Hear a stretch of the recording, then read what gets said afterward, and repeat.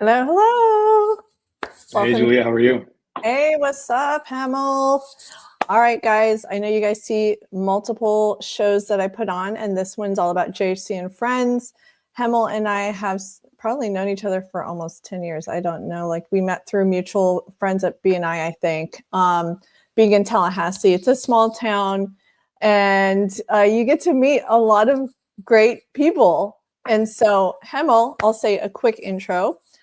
He launched KB Studio in July 2008, and since then, the studio has assisted countless small businesses and solopreneurs in expanding their online presence. So I'm really excited about having you on because I have so many different questions. Hemal really specializes on web SEO, and he does some performance marketing, and you're passionate about business talk. So happy to have you on as a friend on JHC and Friends. Thank you so much. Thank you for having me, Julia. So what brought you to Tallahassee? Like, I'm guessing it's FSU.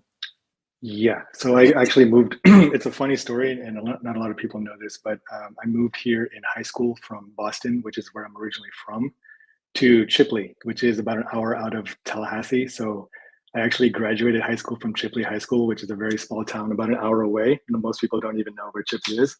And so after that, when I was a kid, I thought I was going to go to Northeastern and be the web guy up at Northeastern. My parents moved me down here, and FSU was a great choice. So I actually did TCC and then went to FSU and got a dual major in FSU and marketing and finance. Yeah, I failed to mention that. You went to FSU, you got a BA degree in finance and marketing. Did you ever see yourself starting your own web studio? No, I've been passionate about this since I was a kid, but I did not think it was practical. Ever since I graduated from high school, I always thought I would be like an investment banker or something around stocks, money. My dad and I share that passion, but my original passion was always this computer, this internet. It was always my first love, and so I never thought it would be real. The story happened that when I was in college, one of my college friends was doing like freelance work for different people on their website stuff. And he was a few years older than me, so he would bring me on to some projects, and I'd get like, $100 a year, a few $100 there for building out a website. And that's when I really thought it was viable. So fast forwarding to 2008, when I started the company, I gained all the insight from my one friend who taught me that you can actually start a business. And now I go back to the students at FSU and I say, you can start a business. You don't need to spend thousands of dollars. You can do it for as little as like $100. And I saw that you created your first website at the age of 13. I thought that was really cool. I was listening to a podcast, and I know we both really like business podcasts, and they were saying they look for the people that started something when they were in their teens. Like, that's a good sign. If they're entrepreneurial, they learn how to sell something in their teenage years. What made you want to start your first website? I know you said you liked it from the get-go when you were a teenager. It's a really interesting story. And to summarize, like, I was always an artist. So art was my very first love. I draw, all that stuff. I paint and all that. So in elementary school, in the sixth grade, I still remember, I'm aging myself a little bit now. But in the sixth grade, I went to the library as a field trip in Boston. And I still remember the story. I went to the second floor in this library, and there's a bunch of computers there. I have a computer at home, and that was fine. But a lot of people were doing things on the computer, and I asked the librarian, "What are they doing?" And she's like, "They're using the internet." And I said, "What's the internet?" And so she gave me a 15-minute slot to sit there and do things. And then she pointed to a room nearby and said, these are websites, and over there is a room where you can check out books on HTML. So I was that 13-year-old kid that checked out a book on HTML. I had no idea what it was, but that was my starting point. Something just clicked. I really thought it was fascinating, and ever since then, I've been building websites. That's so cool. And it wasn't easy back then. It's easier now. Everything, like, there's so many tools, platforms that makes it a lot easier. So for you to start at such a young age, that's a huge undertaking for a teenager. And then eventually going through college, and then you realize, oh, I want to actually start a business. Like, did it happen just kind of like, okay, I'm going to start a business and start getting clients? Or is it like people reached out to you, hey, do you know how to create websites? Like, how did it start for you? Yeah. So because I went to school for the marketing aspect, I learned a lot of different things on how to do outbound marketing. That's a new word, but back then it wasn't the case. It was more of like cold calling and door to door, uh, talking to business owners and seeing if they needed anything. I had at the age, I think I was 21, 22 when I started the company, there was tremendous amount of rejection. It was a lot.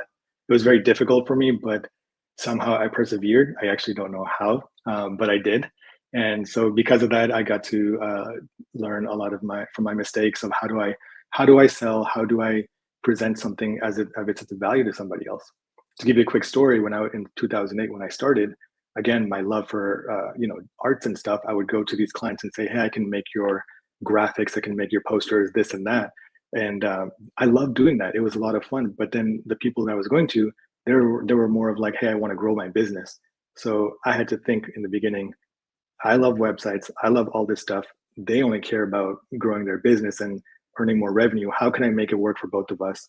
And so I struggled in the first few years, and eventually I found a mentor who kind of showed me the way, because I had no training. I went to school for finance and marketing. I did not go to school to start a business, especially in web design and whatnot. So that mentor was really invaluable in showing me how to run the company, how to run my team, things like that.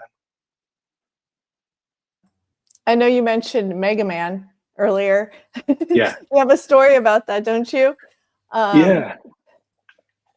I think it was very interesting, this whole Mega Man thing, because I was that 13-year-old kid. I don't know if you know what Mega Man is. It's a cartoon in the 90s.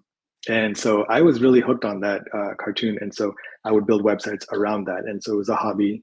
But what it really taught me later on, I realized, was that I was networking with other webmasters back in the late 90s, early 2000s, who had their own Mega Man websites or whatever website it was. And it taught me networking as like a 13, 14-year-old. I would use like AIM or different email tools or whatever it is, Oh and I my would goodness. communicate with these different AIM. webmasters. Yeah, one of my favorite friends, Christopher, I won't say his last name, is from San Francisco, and he had his own Mega Man website. And to this day, we're still friends on Facebook. We don't talk all the time, but it's funny to know that this guy Christopher that I've known for so many years, that he's still in California. He has a family now, and we started this Mega Man project like years and years ago. So it taught me a lot of things about networking and whatnot. Yeah. For Gen Z and those who happen to see this episode or listen to this episode. Yeah, go Google Mega Man. You TikTokers and Instagrammers who don't know what that is. AIM is pretty much, it's like AL instant messaging, right? Yes, AOL. yes, AOL. yes. Yeah, I didn't even want to say it. MSN Messenger, AIM. Oh no, and see that's more yeah, I went into age, like exposed myself in age too for knowing that. But yeah, no, and that's kind of like DMs people, direct messaging now for today. So anyways, that's so cool. Yeah, you wanted to bridge between businesses and customers, and now it's been, I don't know how many years now, because if it's 2008, then it's it'll like be 16. Yeah. Yeah.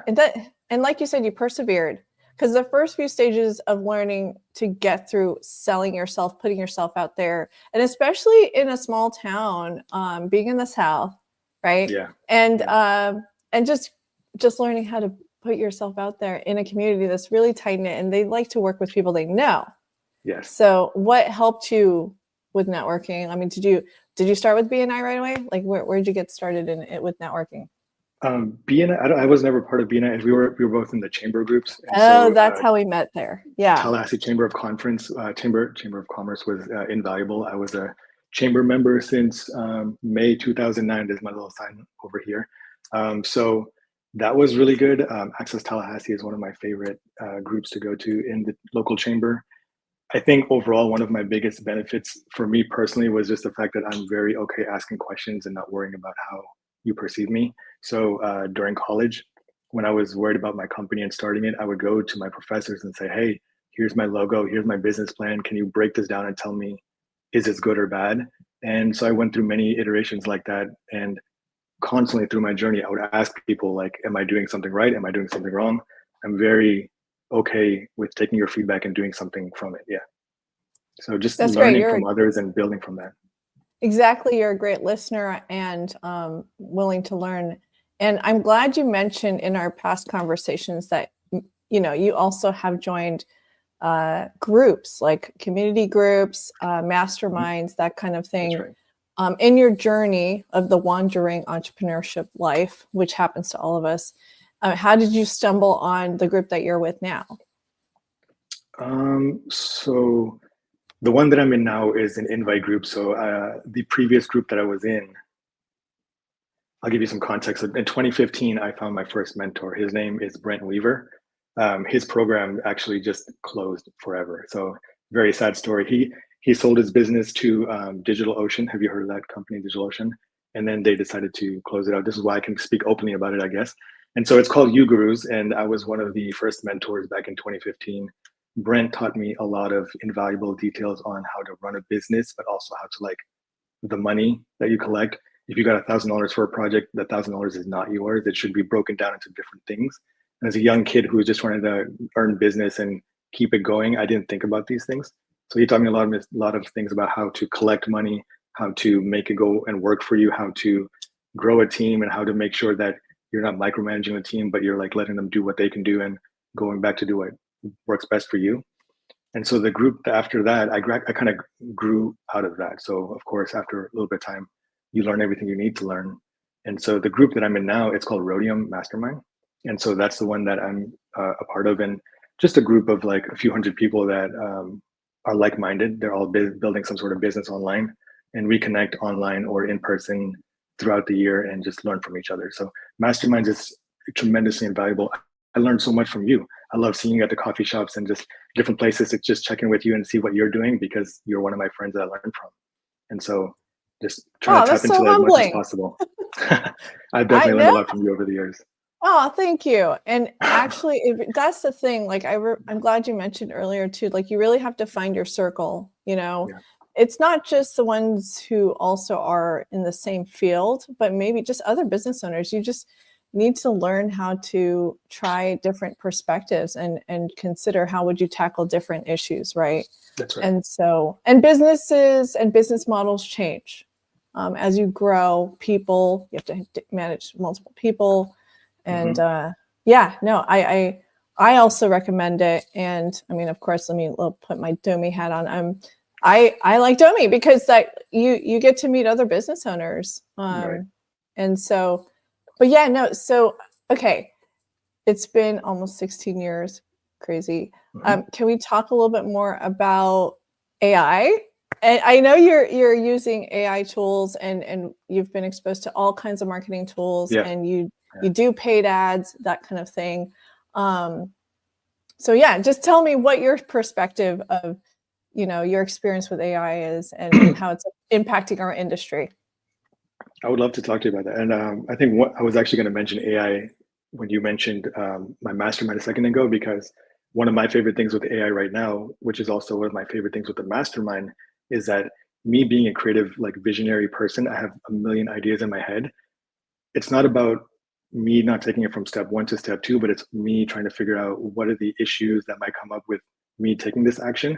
So I'll go to my mastermind and I'll ask my friends, hey, I'm about to do this. What should I look out for? But with AI, this is what I do exactly with GPT, whatever versions. I will tell it in detail, I'm about to work on this sort of project, or I have an idea for so and so. Do my SWOT analysis and like tell me all the different things that I should be looking out for, because I'm only one person. So I'd like to have another Hemal around. And so whenever I'm not doing actual work for a project, I use AI for things like that to just be my second brain and to think on my behalf, uncover some new things that I might not have thought about. That's my favorite thing that I do lately with AI. I love And that. yeah, Yeah. Yeah, yeah. And also it's almost like a great partner to have a conversation with. I would literally have worked with Perplexity and say, hey, can you simulate a negotiation conversation with me? And yeah, you kind of guide them along the way. Sometimes they cooperate too much, but you know what I mean? It's just yeah. nice. Can I? And then yeah, go ahead. I was going to say, I have one interesting idea for you too, because I have a million different mentors. Some of them are like my direct mentors. There's a person in the SEO world. Her name is Dr. Marie Haynes. She's quite famous. She's very well known, and So I'm in her little group, and she has a great idea yesterday that she made me do it like a little homework on. I would love for you to do this. So essentially in GPT or whatever tool you use, I'm sure you might have like a little chat log of like all the things you want to do for your company, right? And so what she had me do after that is that you have this really long conversation with any AI tool about your company, about the things you want to do. What she had us do yesterday was that based on the information that that I've been providing you, tell me what my company would look like 1 year from now, 5 years from now, and 10 years from now, just based on all the conversations that we've had in the past. And I did that yesterday, and it kind of gave me some insights as to like, based on your trajectory, here's what you do in a year and 5 years and 10 years. And it was just such cool insight. I would love for you to do that too on your, whenever you have free time. I think it was such a cool thing. Yeah. I've been Yeah. wanting to do something like that. And it's Yeah. sometimes you know, you don't know where to look to get that kind of guidance. Like that's Just have that's a long awesome. chat with it and then tell it 1 year, 5 year, 10 years, where do you see me going? And then see Yeah. what it tells you. Yeah. Well, and along those lines, I've actually considered like I typed in these are my personality traits based off of Myers-Briggs, and this is my Yes. Enneagram. Like, Yeah. what kind of partnership should I have based off of that personality? I And love it. so, yeah, no, I mean, it's definitely it's just really neat. It's faster than having to do a Google search, you know, the old way that now we're calling it the old way Yeah. to do The old research. way. Yeah, yeah, and then also hopefully being able to identify people who specialize in those to tackle the problems that we're trying to solve. That's right. And I know you said you're testing out what 50, I don't know how many tools you said with AI. A lot. A lot. That's so We'll cool. test out. Yeah, we'll test out like tools that you communicate with, like GPT, Perplexity, and Claude, and all that. We have paid accounts on there. We even have Manus, which is the one that's the Chinese-based AI tool, which is really quite good. So if you had asked for what my favorites are right now, I would say GPT-03 and the Manus paid version is a very good tool. And we have AI for like video production. We have AI for transcribing. So we are a content heavy company. And so half of the stuff we do is like either blog content or landing pages, or the other half when it comes to visual is either very short form videos or like advertising videos. So like 10, 15-second videos and stuff like that. So based on that, we have lots of different tools that we use to leverage. I think I was talking to you earlier about Minvo. That's a tool that we really enjoy using. Some of our clients, I'll give you an example about one of our clients had a great idea for a case study. We didn't have time to do the voiceover. So we had a tool do the voiceover, and then we had Minvo, another tool, do the B-rolls so that we have a video that we can do advertising on and not wait for the client to be ready to do all that stuff. So we're trying to, what I do is I try to find my process and try to find areas where we can use AI to help us. And so it's definitely adding up. There's 50 to 60 different tools that we have paid memberships to. So we definitely have to purge it down. Yeah, it's more of an experiment, not stuff that Yeah. we're going to keep. Yeah. No, that's good because like what we're hearing probably from the same experts we follow is, I mean, you got to get in the game. You have to know these things to use them. And the ones who are using them and know about it are the ones who will get ahead. Like, Yeah. And for small Prompt teams, engineering. you mentioned you have a small team, right? And it's all remote. Yeah. All online, virtual agency. I know you used to have an in-person office. I remember I checked out your Yeah. office like maybe 10 years ago. And then Yeah. now you're in the next level. Well, times, just like we talked about the whole AIM thing, times are changing. So I think from 2012 until 2016, I had an office on Pensacola Street, and nobody came to my office. Like people would come, you would come hang out and whatnot. But most of the times when clients needed to work with me or needed my attention, I would be driving to where they are. And so 4 years passed by, and I'm thinking I don't really need the office. Most of my team is not here; it's virtual, so it's a home-based business now. Yeah. And I mean, there's plenty of business owners that operate online now. I would say it's a scalable model. It's just you save so much money.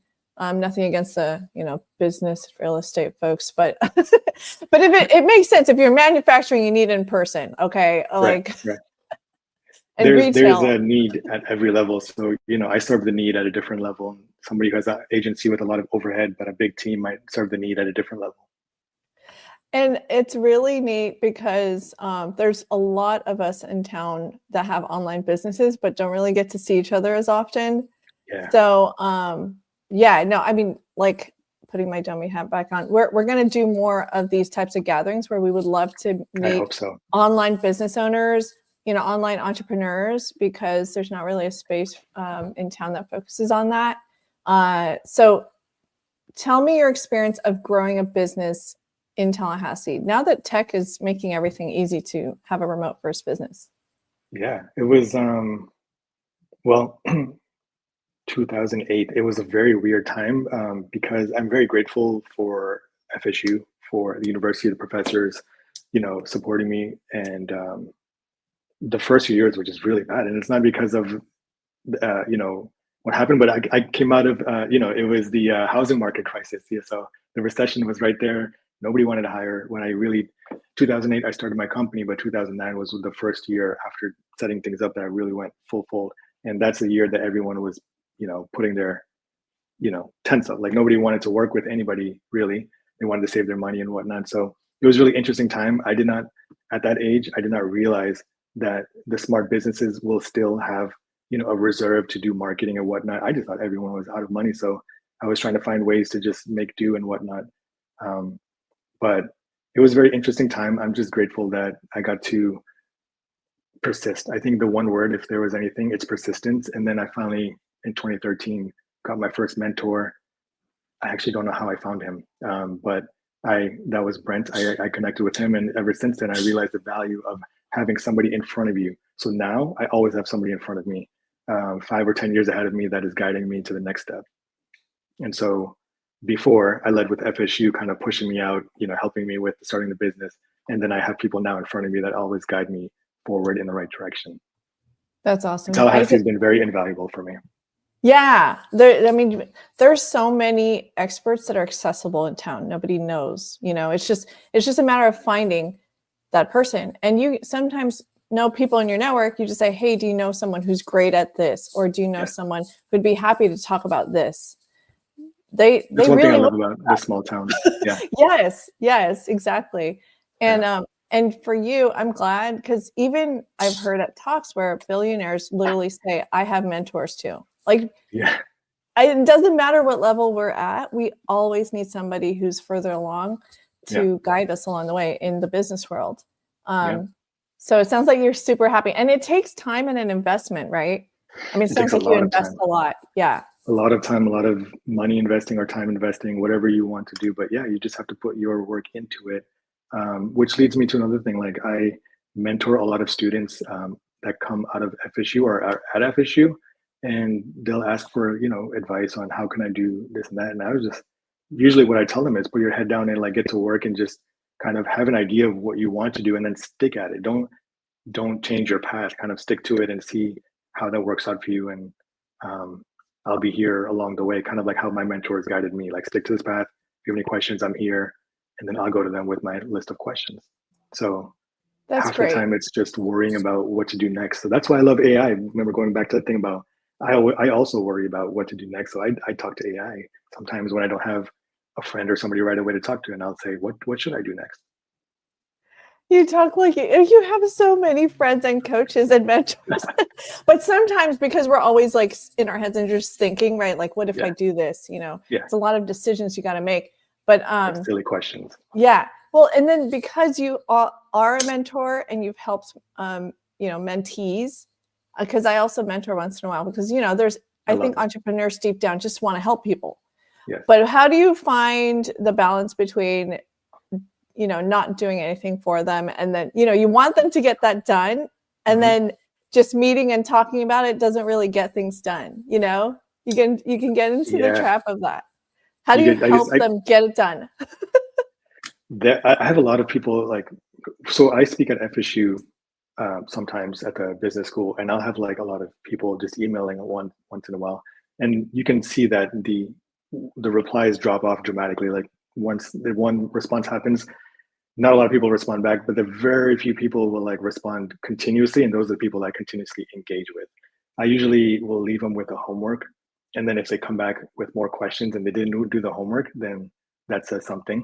But if they came back, did some homework, and say, "Hey, I have more follow-up questions," that proved to me that they were willing to do the work on their own. I Yeah, kind of that's leave them with a little bit like that. Yeah. yeah. There's the entrepreneurs and the real Yes. entrepreneurs. Exactly. The real ones will always get messy with the work, despite if they're worried about it or whatnot. They really just care about doing something. Yeah. Yeah, getting things done. Yeah. And so to those of you who are thinking about starting something, just stop thinking and just do it. Just do Just it. it's okay to make mistakes. It's okay. Just Yeah. move forward, right? Exactly. And no, yeah. Yeah. No, and I know our time is cutting short. I feel like we could do a Mhm. full hour if we wanted to, but and do you have any words of advice, or is there anything else you'd like to jump into in the last few minutes before we conclude? Words of advice for business owners or for Yeah, how younger about like students? since because you run an online business, you're testing out new products like emerging Yeah. technology, AI, and Yeah. everything. Yeah. What can we, what can help the businesses here in Tallahassee put on more of a global perspective to grow? I mean, we just did a SWOT analysis. So I'll keep this vague a little bit because we are local. So I work with a pest control company maybe 30, 40 miles away from here, and they're a regional company. And so what we did is just yesterday, we did this on GPT 4.5. We did a SWOT analysis based on competitors that are in Boston or Los Angeles. We went and basically found not nationwide companies like Terminix and Orkin, but we found like regional powerhouses in Boston, Los Angeles. Those are two specific that we did, but you can pick any big city. And we say, here's our website, here's what the current insights are for our website. I upload a lot of information to it. This might be a little advanced, but just attach data to the AI and then tell it, look at the competitors and tell me what are they doing better than us that we can bring back to our local area and improve our local SEO. One of the big things that we do is local SEO. So I always tell clients that we work with them, like if you love this, high-end dental studio or whatever in Beverly Hills, and you're providing something like that here in Tallahassee, go look at what they're doing, go look at the structure of their website, and you get a little bit of a cheat sheet on them paying many, many thousands of dollars for an expert, possibly, to do all this work for them. And then you can see how they did that and kind of get a shortcut there. That's so cool. That's I one need of to the work quickest with things you. that we do. Yeah. I AI need can to be work very with you. helpful. Yeah. I know we need to have a follow-up meeting on that, but no, and then it's cool. I'm glad you mentioned your customers because, you've specialized in effective SEO strategies and comprehensive digital marketing solutions. And I know I did mention this, but KB stands for, is it Kaizen Blitz? Kaizen Kaizen. Blitz? Yeah. Kaizen? Kaizen Cool. means change for the better, and then Blitz just means fast. So like continuous improvements, and then Blitz just means do it faster. We are big believers in, like, let's say, Julia, you want to, I don't know, build a new landing page for a new idea you have. You might have thought about it for like 2 months as to like this detailed plan. My proposition would be like, by next week, let's get it up. Let's get people going to it. Let's have trackers on it, see what people are doing, and let's make iterations quickly based on that. So that's entirely what our company is about. Start quick, make iterations, and build as you go, improve as you go. That's exciting. Yeah. Okay, before I forget, because I see I'm already flying through this and just like, just to highlight a little bit, you have some notable clients too. You worked with Seminole Boosters in the past, but also Gandy Printers is a current Yeah. client. But some notable things that you've also done is you've contributed to the community in major ways. So you really support the community, even though you have a remote first, digital first company, you still do a lot locally. Yeah, the the first one, Feeding America, is the local Big Bend chapter. So we've been a donor. These are organizations we donate to. Um, Ever since I was making money, I think the biggest thing that I wanted to do was that nobody should have lack of water or food. And then the next thing is children. So you can see Feeding America, Charity Water, St. Jude's, Red Cross, because disasters happen around the world all the time. So these are things that charities that we donate to on a monthly basis, and we have been doing that. So we're very proud to share that, but we also share that because we want other people to do the same too. So all Yeah, those on our website, all those buttons are clickable. So if you'd like to join any of those organizations, you can do so by clicking on those buttons and then starting your own monthly donation. Yeah, go check out his website. It has all, obviously more information, and you can reach him out and connect on Facebook and LinkedIn, of course. Mm-hmm. So make sure to share your email here. But yeah, my goodness, we didn't even get a chance to talk about like Patels and hotel industry. Maybe next time. Round 2. I'm the one that didn't make it. No, I'm the one who didn't ask about it. Oh yeah. You said you're the only one in the family that did not go into the hotel industry. Mostly, if it wasn't for the other popular medical fields like Yeah. engineering or pharmacy or doctor or something like that. Yeah. I mean, still, it's all within the Asian community, and yeah, that's the jokes among Filipinos too. Like, Yeah. oh, Yeah. we did not become a nurse or a doctor, but we are You, creative. yeah. You and I But are yeah. creative to be in that world. That's what I'm really big about, that people do what they're really passionate about. And I'm really grateful that I had that opportunity to do that. And my only goal now is to continue helping people, but also, like I mentioned, those students who are in college, possibly confused, I try to educate them that if you want to start a business, you can do that now, but also do what you want to do. There's usually a way for you to make it happen. Yeah, and ultimately, because I've tried, I'll see an example. This is a successful business, and I've made mistakes where I've invested in educating myself in that area, but I'm not passionate about it. You have Right. to literally, I mean, I know you hear that, cliche term, but you really do have to like it. Then it becomes, you make money off of something you like doing, you know? 16 years it wasn't 16 easy years. A lot of businesses failed during that time. I had to be nimble. I had to ask for help. I've had to do a lot of things. And so I've learned from all those and grown from that. So the only reason I did that is because I absolutely love all this stuff. And I'm glad, and I might as well just, make sure we conclude on this really awesome note where you have that hustle mentality, persistent mentality. You didn't give up. The key is not giving up. 16 years is a long time. Mm-hmm. And you've had growth, and now you're mentoring young people and college students. So this is awesome. And I'm so glad you're here in our community in Tallahassee. Likewise, I'm glad that you're here too. And I'm glad that we do have a small city, but a lot of great people here too, that most of the people that I know, and we're all friends, and we all collaborate with each other, which I love in this town. Yeah, me too. And sharing one more time, for those of you who didn't get to catch it earlier, info. And thank you so much for joining us today. And we would love to feature your story. So for those of you who are interested, thank you so much, Hemal. We'll see each other on the other side, okay? Hang on for a few minutes. All right. Okay, sounds good. Thanks, Thank you. guys. Bye.